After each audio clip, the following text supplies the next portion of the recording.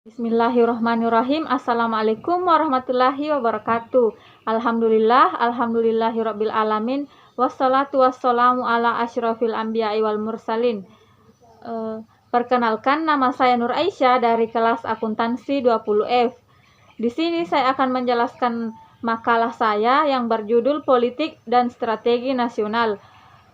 Terlebih dahulu saya ingin mengucapkan banyak terima kasih kepada Ibu Dr.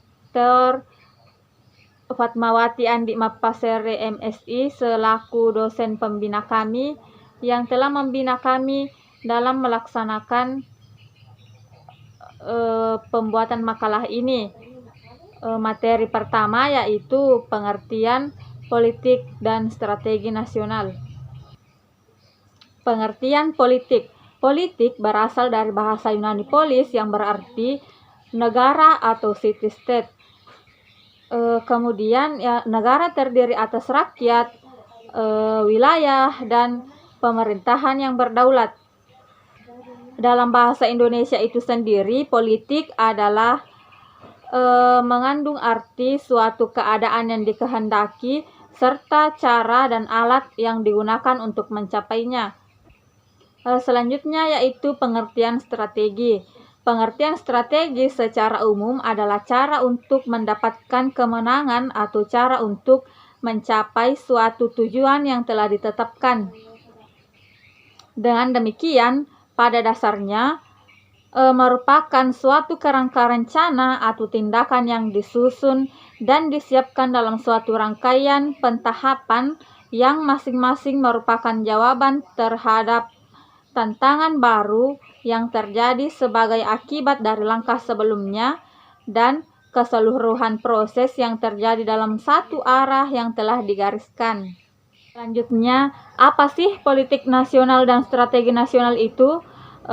Politik nasional dapat dirumuskan sebagai asas, haluan, serta kebijaksanaan tindakan dari negara tentang pembinaan, yaitu perencanaan, pengembangan, pemeliharaan, dan pengendalian serta penggunaan potensi nasional untuk mencapai tujuan nasional. Strategi nasional adalah cara untuk melaksanakan politik nasional dalam mencapai sasaran dan tujuan yang ditetapkan oleh politik nasional, yakni merupakan pelaksanaan dari kebijaksanaan nasional. Dengan melaksanakan politik nasional, maka disusunlah strategi nasional seperti jangka pendek, jangka menengah, dan jangka panjang. Selanjutnya yaitu penyusunan politik strategi nasional. Ada dua, yaitu satu, suprastruktur dan infrastruktur politik. Penyusunan politik dan strategi negara di tingkat suprastruktur dilakukan oleh Presiden sebagai mandataris MPR.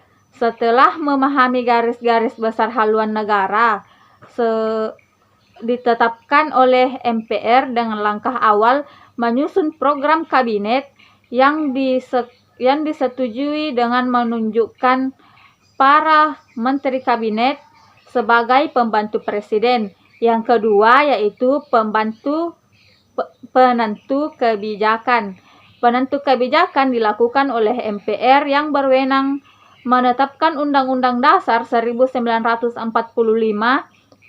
dan garis-garis besar haluan negara. Kebijakan umum dilakukan oleh Presiden sebagai kepala pemerintahan dan DPR.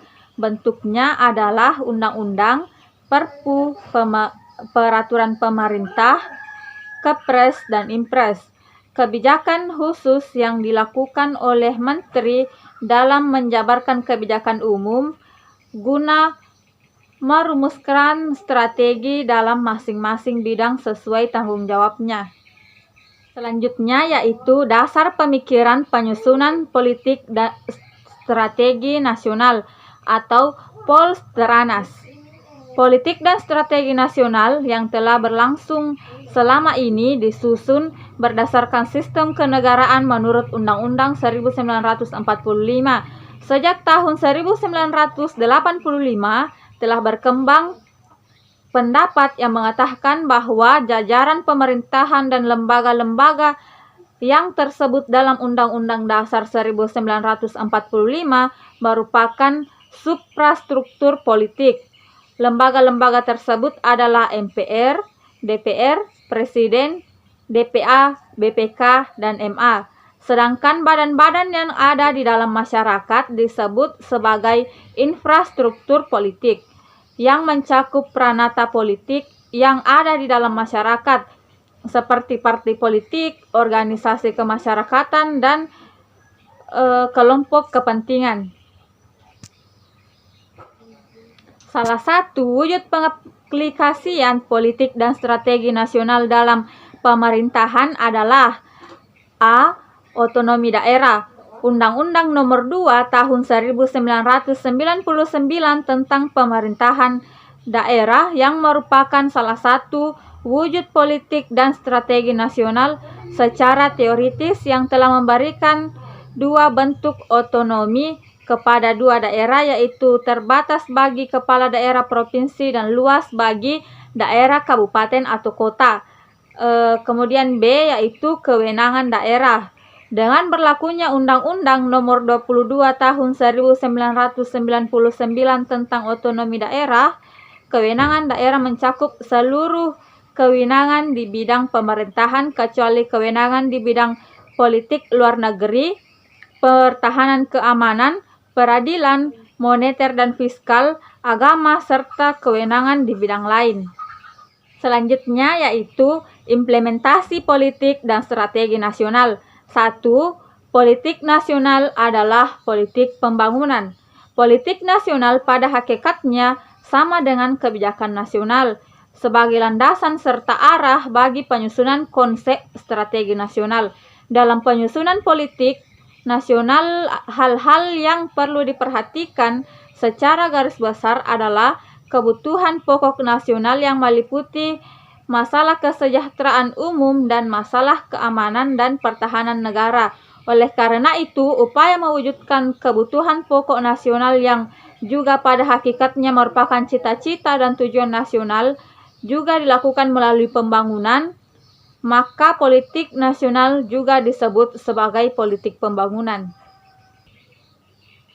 Yang kedua yaitu implementasi politik dan strategi nasional dalam bidang-bidang pembangunan nasional. Garis-garis besar haluan negara sebagai arah penyelenggaraan negara dan segenap rakyat Indonesia. Kaidah pelaksanaannya adalah sebagai berikut.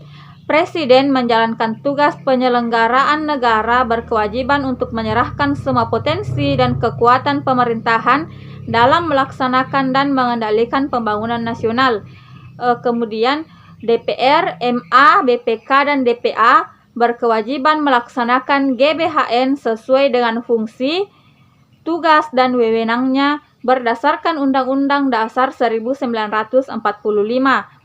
Selanjutnya yaitu semua lembaga tinggi negara berkewajiban menyampaikan laporan pelaksanaan GBHN dalam sidang tahunan MPR. Yang berikutnya yaitu GBHN dalam pelaksanaannya dituangkan dalam program pembangunan negara 5 tahun yang memuat uraian kebijakan secara rinci. Politik dan strategi nasional Indonesia akan berhasil dengan baik dan memiliki manfaat yang seluas-luasnya bagi peningkatan kesejahteraan dan kebahagiaan seluruh rakyat jikalau para warga negara, terutama para penyelenggara negara, memiliki moralitas, semangat